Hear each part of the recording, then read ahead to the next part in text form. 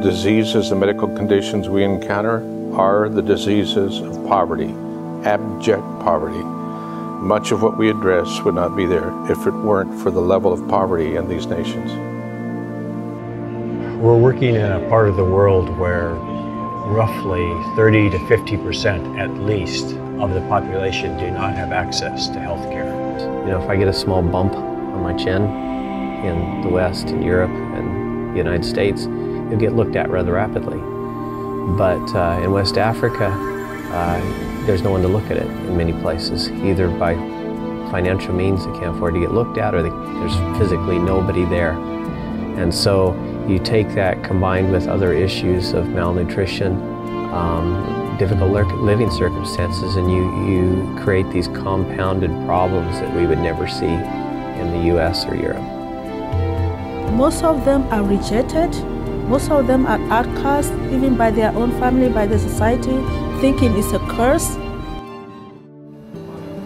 When a patient gets a surgery on board, obviously suffering's alleviated, which is very important. But it means in many cases they can re-enter society.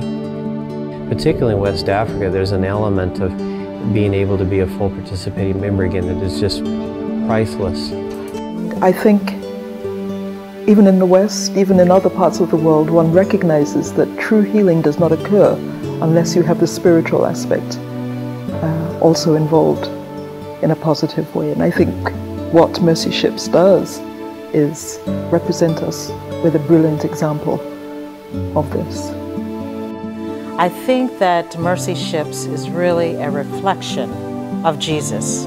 Mercy Ships represents restoration in addition to the treatment and the healing. It represents a lot of hope for a lot of people.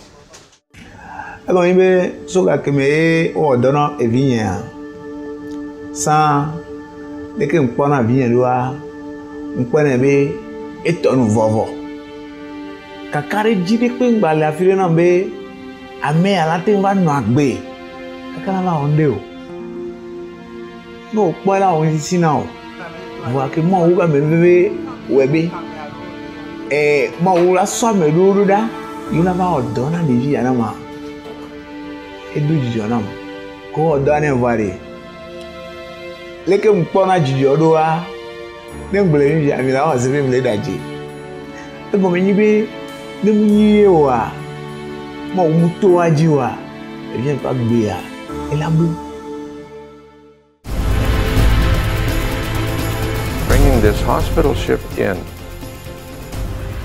it's a state-of-the-art platform with world-class treatment, surgeons, nurses, professionals from all over the world, offering this free of charge at the highest standards is unique.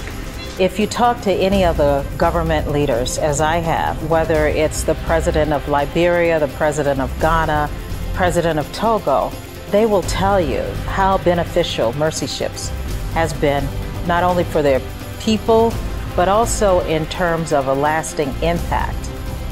Mercy Ships is particularly good at providing not just training, but training with an imbued sense of needing to pass on the training, and within that, retaining those who have been trained to be useful within their countries. I think that is a hugely invaluable resource that Mercy Ships provides.